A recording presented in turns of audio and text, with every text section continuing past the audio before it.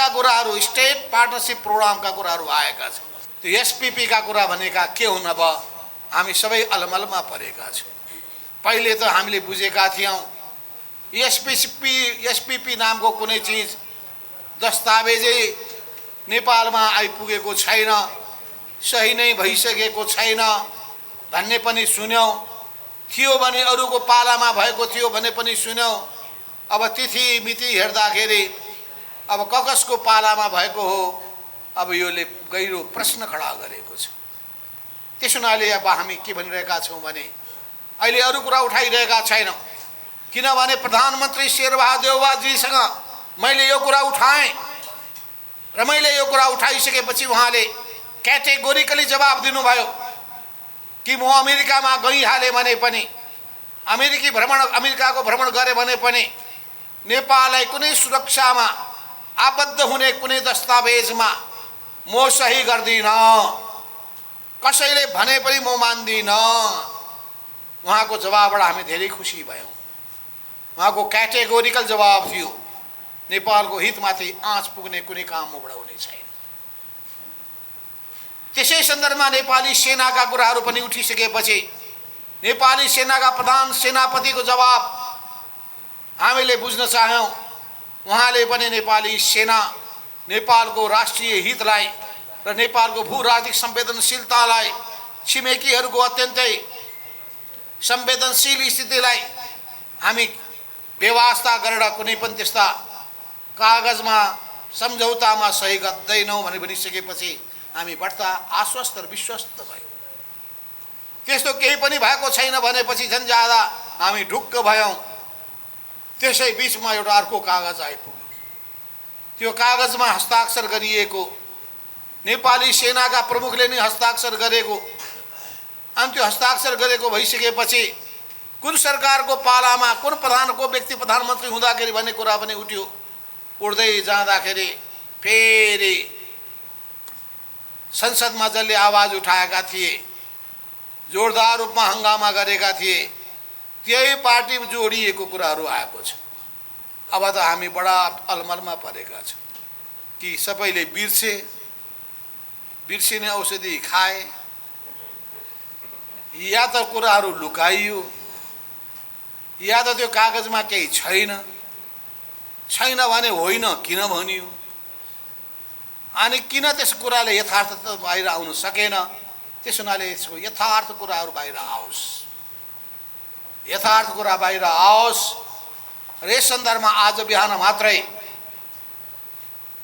नेकपा माओवादी केन्द्रका अध्यक्ष पुष्पबल दाहाल प्रचण्ड, नारायण काजी श्रेष्ठ र जनता समाजवादी पार्टीका अध्यक्ष उपेन्द्र यादव सहित हामी बसेका थियौँ र यो प्रसङ्गदेखि लिएर अनेक प्रसङ्गमा कुराकानी हुँदाखेरि अब प्रधानमन्त्रीसँग फेरि कुराकानी गरौँ र यो राष्ट्रिय अन्योललाई चिर्नका लागि हामीले छलफल गरेर सत्य तथ्य जनताको माझमा प्रस्तुत गर्ने काम गरौँ भनेर हामीले गरेका छौँ।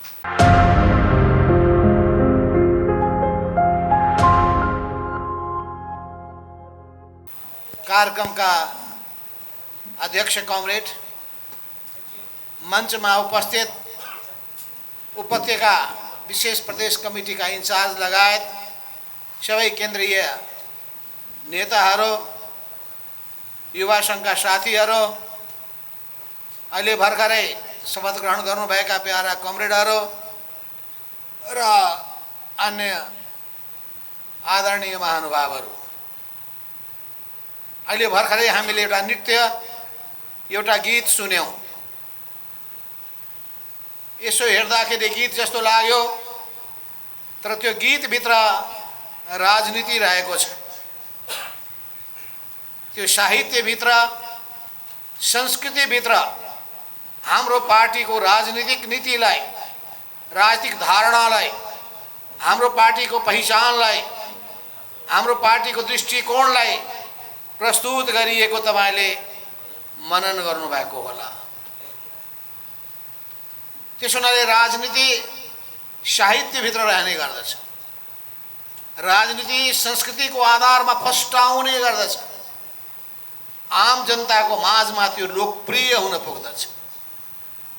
त्यस हुनाले तपाईलाई थाहा छ, सुरुमा 1848 मा कम्युनिस्ट घोषणा पत्र जब कार्ल मार्क्सले अगाडि सार्नुभयो, कार्ल मार्क्स र फ्रेडरिक एंगल्सले लेख्नुभयो, त्यो लेख्ने सन्दर्भमा नै उहाँहरूले उल्लेख गर्नुभएको थियो कि राजनीतिको अगाडि अगाडि संस्कृति हिँड्ने गर्दछ र संस्कृतिको गति जति तीव्र हुन्छ, राजनीति त्यति नै अत्यन्तै प्रभावकारी रूपमा अगाडि बढ्ने गर्दछ। संस्कृतिको महत्त्व सबै क्षेत्रमा हुन्छ। युद्धको मोर्चामा जाने सेनाहरूको अगाडि ब्यान्ड बजिरहेको हुन्छ, बाजाहरू बजिरहेका हुन्छ, गीतहरू बजिरहेका हुन्छन्, सिपाहीहरूलाई उत्साहित गरिरहेको हुन्छ, उत्प्रेरित गरिरहेको हुन्छ लड्नका लागि, जुझ्नका लागि, विजय प्राप्त गर्नका लागि। हामी सिपाहीहरू, कम्युनिस्ट आन्दोलनका योद्धाहरू,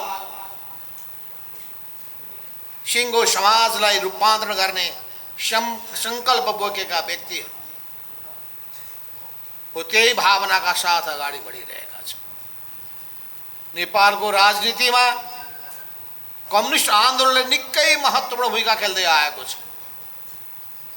2007 सालको क्रान्तिको बेला होस् या 2017 सालका विरुद्धमा 17 सालको प्रतिगामी कदमका विरुद्धमा दृढतापूर्वक जुझ्ने कुरा होस्, 2036 सालको आन्दोलनलाई अगाडि बढाउने कुरा होस्, चाहे 46 साल 47 सालको पंचायत विरोधी निर्णायक आन्दोलनको कुरा होस्, वा त्यस पछाडि 2062-63 को ऐतिहासिक जनक्रान्तिको कुरा होस्, यी प्रत्येक मोर्चाहरूमा कम्युनिस्ट पार्टीले अग्रगामी भूमिका खेलेको छ र हामीले गौरव गर्नुपर्दछ। 2036 सालदेखिका प्रत्येक खुला आन्दोलनका मोर्चाहरूमा हाम्रो उपस्थिति र सहभागिता रहने गरेको छ। हामी भनिसकेपछि कम्युनिस्ट आन्दोलनको एउटा नयाँ क्रान्तिकारी घटकको रूपमा आएको समूहलाई मैले उल्लेख गर्न खोजेको छु। तर त्यसभन्दा सुरुदेखिका सन्दर्भको कुरा गर्ने हो भने कम्युनिस्ट पार्टीले नै नेपालको राजनीतिमा महत्त्वपूर्ण भूमिका खेल्दै आएको छ। दिन बित्दै जाँदाखेरि कम्युनिस्टहरू नेपालको राजनीतिमा निर्णायक शक्ति बन्न पुगेका छन्। 2007 सालमा 3टा शक्तिहरू थिए, तर कम्युनिस्ट पार्टी सहायक शक्तिको रूपमा मात्रै रहेको थियो। एउटा राजा, अर्को राणा, तेस्रो नेपाली कांग्रेस, यी 3टाले बसेर सहमति गरे, कम्युनिस्टलाई सहयोगी मात्रै बनाएका थिए। तर जब 46 साल आयो, त्यो बेलाको 3 शक्तिको रूपमा कम्युनिस्टहरूले आफ्नो उपस्थिति 1/3 को रूपमा प्रस्तुत गरे। एउटा राजा, अर्को कांग्रेस र तेस्रो कम्युनिस्ट वामपन्थी। 62-63 मा आएर 3टा शक्तिले फेरि महत्त्वपूर्ण भूमिका खेले। त्यसमध्ये 2टा शक्ति कम्युनिस्ट थिए, एउटा शक्ति कांग्रेस थियो। तत्कालीन समयको नेकपा एमाले, माओवादी केन्द्र र नेपाली कांग्रेस, 3टाले नेपालको राजनीतिक परिदृश्यलाई नै बदलिदिए। भनेपछि तपाईं सिङ्गो इतिहास पल्टाएर हेर्नुभयो भने राष्ट्रियताको रक्षा गर्ने सन्दर्भमा, देशभक्तिको झण्डा बुलन्द गर्ने कुराको सन्दर्भमा कम्युनिस्टहरू अग्रपंक्तिमा उभिँदै आएका छन्। यी 3टा विषय त्यही बेलादेखि महत्त्वपूर्ण हुँदै आएको छ।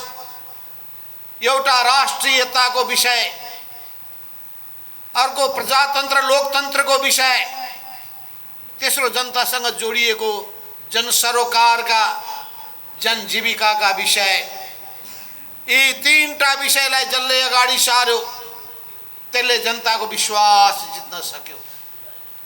यी तीनटै विषयलाई कम्युनिस्ट पार्टीले सुरुदेखि महत्त्व दिँदै आयो। अहिले पनि नेपाली जनमानसलाई सोध्ने हो भने कम्युनिस्टलाई सच्चा, इमानदार, देशभक्त शक्तिको रूपमा ठान्ने गर्दछ। कम्युनिस्टहरूमाथि ठुलो आशा अपेक्षा गरेका हुन्छन्, विश्वास राखेका हुन्छन्। देशको हितमाथि कुनै आँच आउन थाल्यो भने कम्युनिस्ट जुर्मुराएर उठ्छन्, आवाज बुलन्द गर्छन्, जनताको बीचमा जागरण अभियान सञ्चालन गर्छन्, जनतालाई एकताबद्ध बनाउँछन्, राष्ट्रिय शक्ति तयार गर्छन्, देशभक्तिको भावनालाई सारा देशमा फैलाउने काममा जुट्ने गर्दछ। हो त्यो जनअपेक्षालाई ध्यानमा राखेर हामीले अवलम्बन गर्दै आएका नीतिहरूलाई दृष्टिगत गरेर अहिले फेरि त्यही हिसाबले नेपालका कम्युनिस्टहरू आवाज उठाउन थालेका छन्। जतिखेर एमसीसीका प्रसङ्गहरू उठे त्यतिखेर पनि आवाज प्रखर भएर गएको थियो। जतिखेर नेपाली सिमानाका कुराहरू उठे त्यतिखेर पनि आवाज प्रखर भएर उठेको थियो। जतिखेर नेपाली नक्साका कुराहरू उठे नेपालको नक्साको सन्दर्भमा पनि देशभक्तिको भावना प्रस्फुटित भएर आएको थियो। अहिले स्टेट पार्टनरसिप प्रोग्राम एसपीपी को सन्दर्भ आउँदाखेरि पनि फेरि यो विषय नेपालको राजनीतिमा महत्त्वपूर्ण हुन पुगेको छ। तर एउटा विडम्बना छ, कम्युनिस्ट पार्टी भित्र नै दक्षिणपन्थी प्रवृत्ति देखा पर्न थालेपछि त्यहाँ देशभक्तिको भावनामा कता कता आँच आउन पुगेको छ। देशभक्तिको भावनालाई जति महत्त्व दिनुपर्ने थियो, राष्ट्रियताको इस्युलाई जति संवेदनशील रूपमा लिनु पर्दथ्यो, राष्ट्रभित्र एउटा सहमतिको वातावरण बनाउनु पर्दथ्यो, सतर्क र सजग हुनु पर्दथ्यो, ती कुरामा समस्या देखा पर्न थाल्यो। तर समस्या केही व्यक्तिमा देखा परे तापनि सिङ्गो जनमानस, कम्युनिस्ट घटकहरू, कम्युनिस्ट पार्टीहरू, देशभक्त शक्तिहरू जुर्मुराएर उठे र उठिसकेपछि नेपाली देशभक्तिको भावनाले महत्त्व पायो। अरूले पनि त्यो भावनालाई बुझ्न पाए अनि नेपालमा अनावश्यक दबाव सृजना गर्न हुँदैन भन्ने कुराको मलाई लाग्दछ एउटा अनुभूति अरूलाई पनि भएको हुनुपर्दछ। नेपाल एउटा अत्यन्तै संवेदनशील भू राजनीतिक अवस्थामा रहेको देश हो। यो देशको परराष्ट्र नीति कस्तो अवलम्बन गर्ने भन्ने बारेमा पुराना पुस्ताका नेताहरूले एउटा दिशाबोध गरेका छन्। ती पुराना पुस्ताका नेताले राम्रो गरेका छन् भने त्यसको हामीले प्रशंसा गर्नुपर्दछ। पृथ्वीनारायण शाहले नै भने नेपालको अस्तित्वलाई, नेपालको स्वाभिमानलाई, नेपालको अत्यन्तै मर्यादित स्थानलाई कसरी कायम राख्नु पर्दछ भन्ने बारेमा आफ्नो विचारहरू अगाडि सारेका थिए। त्यस कुरालाई हामीले फेरि स्मरण गर्नुपर्दछ। त्यसै सन्दर्भमा नै सिमानाका कुरा होस्, नक्साका कुरा होस्, एमसीसीका कुरा होस्, ती सबै चिजलाई हामीले एक ढङ्गले लगभग राष्ट्रिय हितलाई ध्यानमा राखेर नै समाधान गर्ने दिशामा अगाडि बढिरहेका छौँ। फेरि अहिले स्टेट पार्टनरसिप प्रोग्राम आइपुगेको छ। भन्नुपर्ने त कुरा धेरै छ, तर समय थोरै छ। ठ्याक्कै एकैचोटि दुईटा कार्यक्रम जुत्न पुगेको छ। 1 बजे नै मैले अर्को कार्यक्रममा जानुपर्ने, घडी हेर्दाखेरि 1:45 हुन थालिसकेको छ। त्यसो हुनाले म फेरि यी सबै विषयमा विस्तृत चर्चा गर्न गइरहेको छैन। यति भन्न चाहन्छु, जुन सन्दर्भ र परिवेशमा एमसीसी आयो त्यसलाई हामीले बुद्धिमानिताका साथ व्याख्यात्मक टिप्पणी सहित संसदबाट पारित नगरेको भए नेपाल र हाम्रो पार्टी र नेपालको राजनीति निकै अप्ठ्यारो अवस्थामा पुग्ने थियो।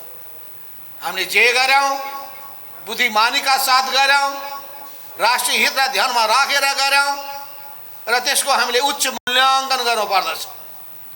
एमसीसी मात्रै होइन, त्यो व्याख्यात्मक टिप्पणी सहितको एमसीसी हो भन्ने कुरालाई बुझ्नु पर्दछ। तर अब व्याख्यात्मक जुन टिप्पणी अगाडि आएको छ त्यसलाई कार्यान्वयन गर्ने कुराको सन्दर्भमा के कति काम भएनन् भन्ने कुराको अनुगमन पनि गर्नुपर्ने आवश्यकता छ। र त्यतिखेर सङ्कटमा पुगेको राजनीतिलाई त्यो सङ्कटबाट पार लगाउनका लागि हामीले महत्त्वपूर्ण भूमिका खेल्यौँ। तत्कालीन समयमा स्वयं प्रधानमन्त्री शेरबहादुर देउवा अप्ठ्यारो अवस्थामा पुगेर उहाँलाई एउटा राखिएको थियो शर्त। त्यो शर्त भनेको के हो भने नेपाल कम्युनिस्ट पार्टी समाजवादीका 14 जना सांसदलाई संसद सदस्यबाट खारेज गर्नुहोस्, हामी निश्चित रूपमा एमसीसीलाई पारित गर्नका लागि सहयोग गर्न तयार छौँ। तर यो शर्त सुनिसकेपछि शेरबहादुरजी प्रधानमन्त्रीले मान्नु भएन। उहाँले भन्नुभयो कि जसको सहयोगबाट नेपालको राजनीतिलाई प्रतिगमनको बाटोबाट अग्रगमनको बाटोमा लानका लागि संविधानलाई मास्ने प्रवृत्तिबाट संविधान जोगाउने अनि संघीयतालाई जोगाउने काममा हामीले सफलता हासिल गरेका छौँ। त्यो शक्तिप्रति हामी विश्वासघात गर्न सक्दैनौँ। त्यसो हुनाले हामी 14 जनालाई कारबाही गर्ने पक्षमा छैनौँ। तर एकातर्फ एमसीसी पारित गर्नुपर्ने दबाब, अर्कोतर्फ हामी माथि कारबाही गरेपछि एमसीसीलाई निश्चित रूपमा पास गर्नुपर्छ भन्ने शर्त। यो अवस्थामा हामीले बीचको उपाय निकाल्यौँ र नेपालको राष्ट्रिय हितलाई केन्द्रबिन्दुमा राखेर हामीले व्याख्यात्मक टिप्पणीलाई त्यसको अङ्ग बनाएर संसदबाट पारित गर्ने काम गर्यौँ। त्यो देशभक्तिको भावनाबाट नेपालले परराष्ट्र नीति अवलम्बन गर्दाखेरि असमानताको कुरालाई केन्द्रबिन्दुमा राखेर अगाडि बढ्दछ भन्ने कुरालाई, कुनै पनि सैन्य गठबन्धनमा नेपाल सामेल हुन सक्दैन भन्ने आफ्नो मान्यतालाई त्यहाँ जोरदार रूपमा राखिएको थियो। हो त्यही मान्यतामा अहिले पनि हामी अगाडि बढिरहेका छौँ। यसै बीचमा अहिले एसपीपी का कुराहरू, स्टेट पार्टनरशिप प्रोग्रामका कुराहरू आएका छन्। त्यो एसपीपी का कुरा भनेका के हुन्? अब हामी सबै अलमलमा परेका छौँ। पहिले त हामीले बुझेका थियौँ एसपीपी नामको कुनै चिज दस्तावेजै नेपालमा आइपुगेको छैन, सही नै भइसकेको छैन भन्ने पनि सुन्यौँ। थियो भने अरूको पालामा भएको थियो भन्ने पनि सुन्यौँ। अब तिथि मिति हेर्दाखेरि अब कसको पालामा भएको हो, अब योले गहिरो प्रश्न खडा गरेको छ। त्यस हुनाले अब हामी के भनिरहेका छौँ भने अहिले अरू कुरा उठाइरहेका छैनौँ, किनभने प्रधानमन्त्री शेरबहादुर देउवाजीसँग मैले यो कुरा उठाएँ र मैले यो कुरा उठाइसकेपछि उहाँले क्याटेगोरिकली जवाब दिनुभयो कि म अमेरिकामा गइहालेँ भने पनि, अमेरिकाको भ्रमण गरेँ भने पनि नेपाललाई कुनै सुरक्षामा आबद्ध हुने कुनै दस्तावेजमा म सही गर्दिनँ, कसैले भने पनि म मान्दिनँ। उहाँको जवाबबाट हामी धेरै खुसी भयौँ। उहाँको क्याटेगोरिकल जवाब थियो, नेपालको हितमाथि आँच पुग्ने कुनै काम मबाट हुने छैन। त्यसै सन्दर्भमा नेपाली सेनाका कुराहरू पनि उठिसकेपछि नेपाली सेनाका प्रधान सेनापतिको जवाब हामीले बुझ्न चाह्यौँ। उहाँले पनि नेपाली सेना नेपालको राष्ट्रिय हितलाई र नेपालको भू राजनीतिक संवेदनशीलतालाई, छिमेकीहरूको अत्यन्तै संवेदनशील स्थितिलाई हामी व्यवस्था गरेर कुनै पनि त्यस्ता कागजमा सम्झौतामा सही गर्दैनौँ भने भनिसकेपछि हामी बढ्ता आश्वस्त र विश्वस्त भयौँ। त्यस्तो केही पनि भएको छैन भनेपछि झन् ज्यादा हामी ढुक्क भयौँ। त्यसै बिचमा एउटा अर्को कागज आइपुग्यो। त्यो कागजमा हस्ताक्षर गरिएको, नेपाली सेनाका प्रमुखले नै हस्ताक्षर गरेको, अनि त्यो हस्ताक्षर गरेको भइसकेपछि कुन सरकारको पालामा कुन प्रधानको व्यक्ति प्रधानमन्त्री हुँदाखेरि भन्ने कुरा पनि उठ्यो।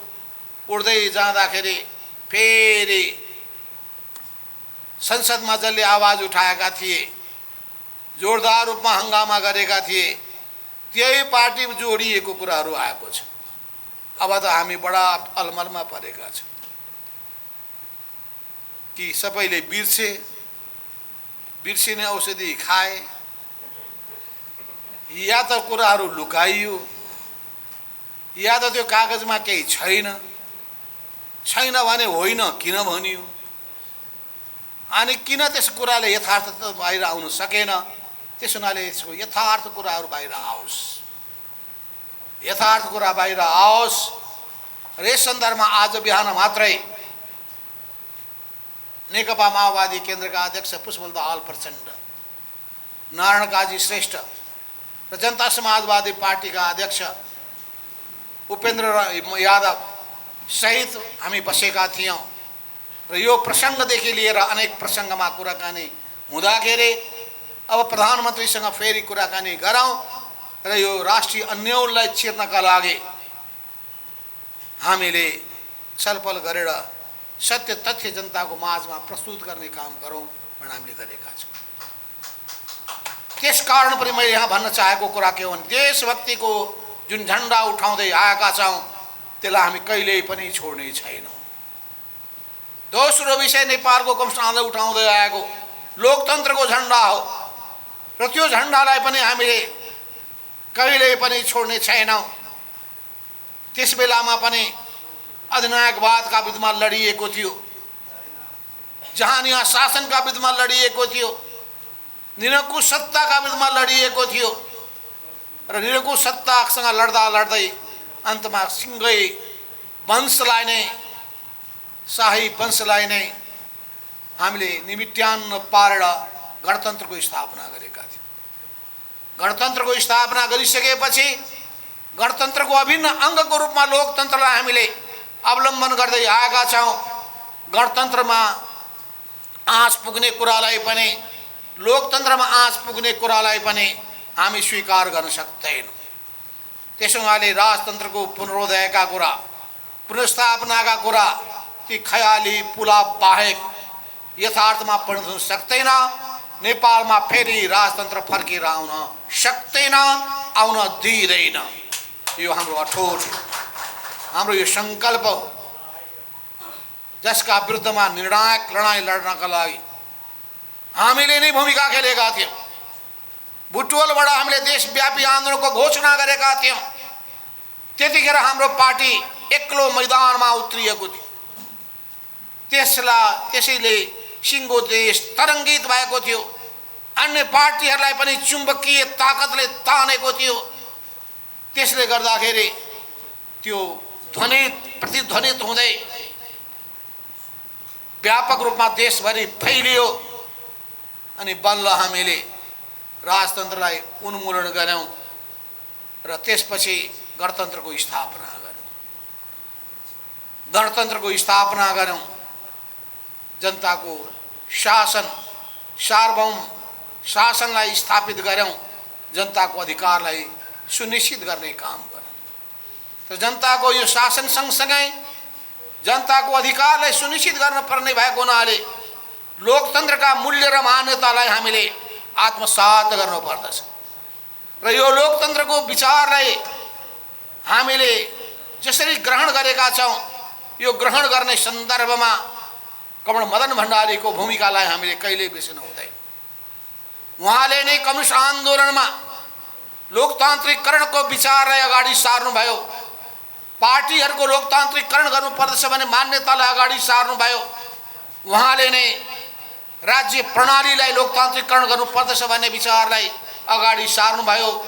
सामाजिक परिपाटीलाई पनि लोकतान्त्रिकरण गर्नुपर्छ भन्ने अगाडि सार्नुभयो। राज्य व्यवस्था, सामाजिक व्यवस्था र पार्टी व्यवस्था, तीनटै व्यवस्थाभित्र लोकतान्त्रिकरणको महत्त्वलाई अगाडि सार्ने त्यस्तो कुनै व्यक्ति नेपालको राजनीतिमा जन्मियो भने त्यो व्यक्ति भनेको कमल मदन भण्डारी नै। त्यसो हुनाले हामीले गौरवबोध गर्नुपर्छ।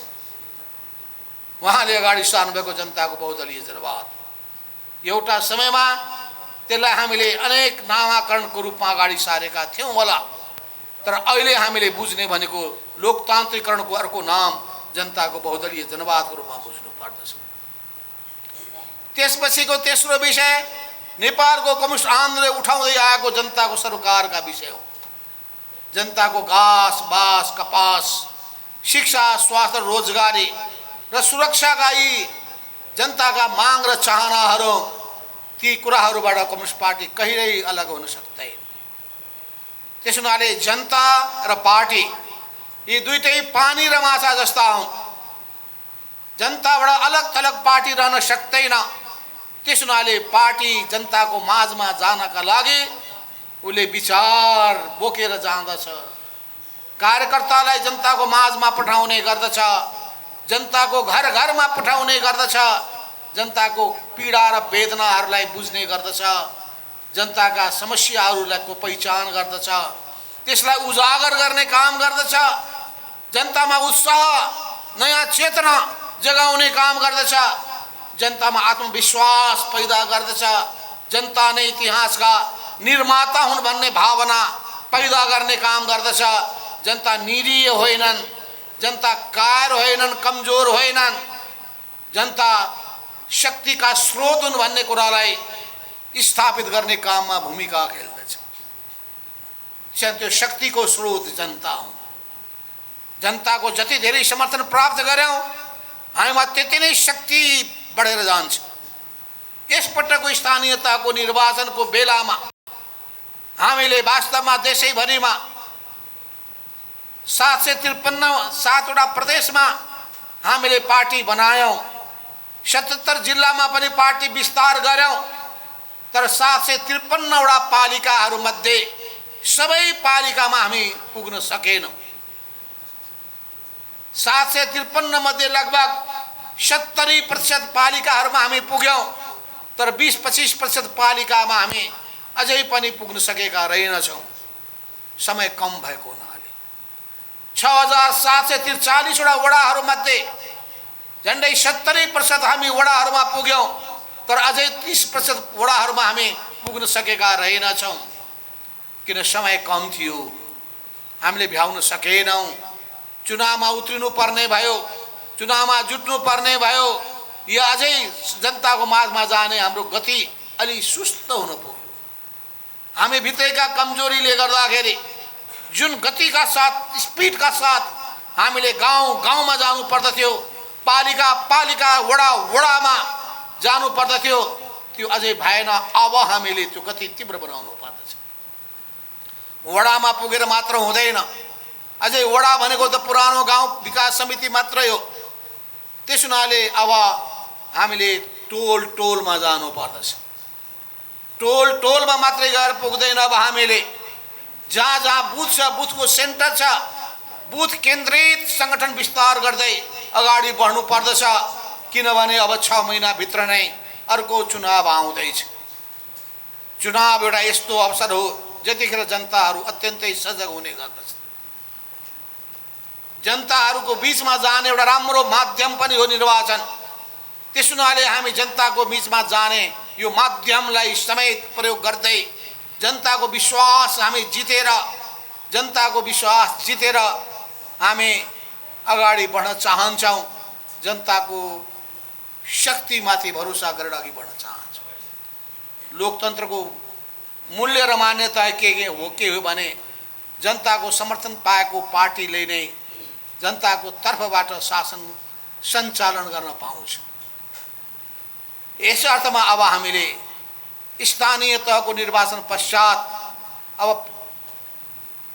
संघीय चुनाव, प्रतिनिधि सभाको चुनावमा, प्रादेशिक चुनाव, प्रदेश सभाको चुनावमा अहिलेदेखि नै जुट्नु पर्दछ। र सबैजसो ठाउँमा अब हामीले सबै जसो होइन सबै ठाउँमा हामीले पार्टी प्रतिनिधिहरू खटाउनु पर्दछ। हामीले उम्मेदवार खडा गर्यौं न गरेनौं त्यो महत्त्वपूर्ण कुरा हुँदैन।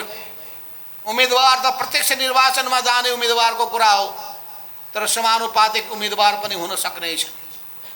समानुपातिक उम्मेदवार भएनन् भने पनि जनताको मत हामीलाई चाहिन्छ। त्यसो हुनाले यसपटक 4 वटा मतपत्र हुनेछ। एउटा प्रतिनिधि सभाको सदस्य चुन्ने खालको मतपत्र हुनेछ, अर्को प्रदेश सभाको सदस्य चुन्ने मतपत्र हुनेछ, तेस्रो प्रतिनिधि सभाको समानुपातिक मतपत्र हुनेछ, चौथो प्रदेश सभाको समानुपातिक मतपत्र हुनेछ। त्यसो हुनाले प्रतिनिधि सभाको र प्रदेश सभाको समानुपातिक मतपत्रमा फेरि पनि जनताले खोजेर कलम चिन्हमा छाप लगाउने गरी जनताको माझमा जानुपर्छ। र त्यही जानका लागि यो गीत जुन अहिले हामीले सुन्यौं, नृत्य हामीले जुन देख्यौं, त्यसले हामीलाई उत्साहित गर्नेछ, जनतामाथि सन्देश पुर्याउनेछ। र त्यो कुराका लागि जनताको माझमा जानका लागि कलम पनि हामी किनेर लान सक्छौं। कलमको हामी चिन्हको क्यालेन्डर पनि लिएर जान सक्दछौं। कलमको पोस्टर पनि अहिले जान सक्दछौं। चुनावको बेलामा पोस्टर लान पाइँदैन, ख्याल गर्नु होइन। जे जति लानु छ अहिले लगिहाल्नुपर्छ। त्यस हुनाले तेस्रो बुदामा म जाँदा जाँदै झन्डै अब टुङ्ग्याउनै पर्ला, यहाँ छिट आइसक्यो, अर्को प्रोग्राममा आउन धेरै ढिलो भइसक्यो भएन। त्यस हुनाले अब हामी चुनावको तयारीमा जुटौँ। तपाईहरु यहाँ काठमाडौँको यो विशेष जिल्ला कमिटी भएको हुनाले काठमाडौँको कार्यक्षेत्र भएको छ। तपाईहरु जिल्ला कमिटीको सदस्य हो युवाहरूको तर्फबाट। युवा संघको देशव्यापी कार्यक्षेत्र छुट्टै हुने गर्दछ। यो पार्टी सदस्य विस्तार गर्ने र पार्टीको नीति लिएर जाने यो अर्को प्लेटफर्म हो। दुईटै काम गर्नुपर्ने पनि आवश्यकता पर्छ। तर तपाईहरु विभिन्न जिल्लाबाट आउनु भएको हुनाले पछि गएर फेरि जिल्लामा नै फर्किनु पर्ने तपाईँहरु मध्ये हुनु भएको हुनाले अनि तपाईहरु मध्ये कोही यही मात्रै बस्नेहरू पनि हुने भएको हुनाले जो जिल्लासँग जोडिनु भएको छ, जिल्लाको राजनीतिलाई पनि अघि बढाउनका लागि तपाईले भूमिका खेल्नु पर्छ। अहिलेदेखि नै पछि पटक गएर ढिलो भइसकेको हुन्छ। अहिलेदेखि नै अब हामीले गाउँ गाउँ, टोल टोल, बस्ती बस्तीमा पार्टीको विचार र नीति लिएर अभियानका साथ पुग्नुपर्छ। अनि पार्टीको चिन्हको प्रचार गर्दै जनतालाई अलि दोहोरो मत खसाल्न नसकुन्, मत बदर नहोस् भन्नका खातिर हाम्रो कलम चिन्हलाई अझै प्रष्ट रूपमा जनतालाई यति नम्बरमा 6 नम्बर भनेर बताउन सक्नु पर्दछ। यसरी यस कुरालाई पनि ध्यानमा राखेर अगाडि बढ्नुहोस्। हाम्रो पार्टीले जनताका विषयवस्तुलाई अगाडि सारेको छ। सरकारलाई पटक पटक भनेको छ कि कसरी देशको अर्थतन्त्रलाई अघि बढाएर लिएर जाने, कसरी युवाहरूको बेरोजगारीको समस्यालाई सम्बोधन गर्ने, कसरी नेपालको उत्पादन बढाउने, कसरी हामीले आयातमुखी यो अर्थतन्त्रलाई आत्मनिर्भर अर्थतन्त्रको रूपमा रूपान्तरण गर्ने, कसरी हाम्रो देशलाई समृद्ध बनाउने, कसरी जनताका समस्यालाई सम्बोधन गर्ने, गरिबीको मारमा कुचक्रमा फसेका जनतालाई त्यसबाट कसरी माथि उठाउने, जनतालाई सुखी कसरी बनाउने, देशलाई समृद्ध कसरी बनाउने, देशलाई सम्पन्न कसरी बनाउने, त्यसको निम्ति सबैको सहयोग, सबैको साथ, सबै मित्रहरूको साथ पनि हामीलाई चाहिन्छ। तर मित्रहरूको साथ लिँदाखेरि अनुचित शर्तहरूमा नेपाल फस्न नपरोस् भन्ने कुरामा बडो सजग हुँदै निस्वार्थ सहयोगहरू प्राप्त गरेर र सहयोगको पनि अधिकतम सदुपयोग गरेर र हामीले हाम्रो बजेटलाई पनि भ्रष्टाचारमा चुर्लुममा डुब्ने प्रवृत्तिलाई समाप्त पारेर स्वच्छ शासन, स्वच्छ प्रशासन प्रदान गरेर छिटो छिटो काम, क्वालिटीको काम, सही ठीक तोकिएको समयभित्र काम सम्पादन गर्ने कार्यशैली अपनाएर जानु पर्दछ। यी सबै कुराको निम्ति हाम्रो पार्टीले अगुवाई गर्नु पर्दछ। त्यो अगुवाई गर्नका लागि हाम्रो पार्टी तयार छ र त्यसका लागि पनि हामी अरूभन्दा भिन्न के हौं भने हामी गफमा होइन, हामी काममा विश्वास गर्छौं। हामी तत्काल मात्रै होइन, दीर्घकालको समस्यालाई ध्यानमा राखेर समष्टिगत नीति लिएर अगाडि बढ्न चाहन्छौं। त्यस हुनाले दूरदृष्टिका सोच सहित हामी यो देशको विकासको काममा जुटौँ। यसको निम्ति युवा साथीहरूले आफूले यो पार्टीको भोलिको तपाईहरू उत्तराधिकारी हो, त्यो उत्तराधिकारी क्रान्तिका उत्तराधिकारीको हैसियतमा आफूलाई तयार गर्ने गरी अगाडि बढ्नुहोस्। तपाईहरुले आज गर्नुभएको शपथ फेरि मनन गर्नुहोस्, इमानदार बन्नुहोस् र इमानदार बनेर कर्तव्यनिष्ठ हुनुहोस् र देश र जनताको निम्ति र पार्टीको निम्ति आफूलाई समर्पित गरेर अगाडि बढ्नुहोस् भन्ने शुभेच्छा समेत व्यक्त गर्दै म आफ्नो भनाइ फाउन्डर सबैले ताली बजाएर बिदाई गरिदिनु होला।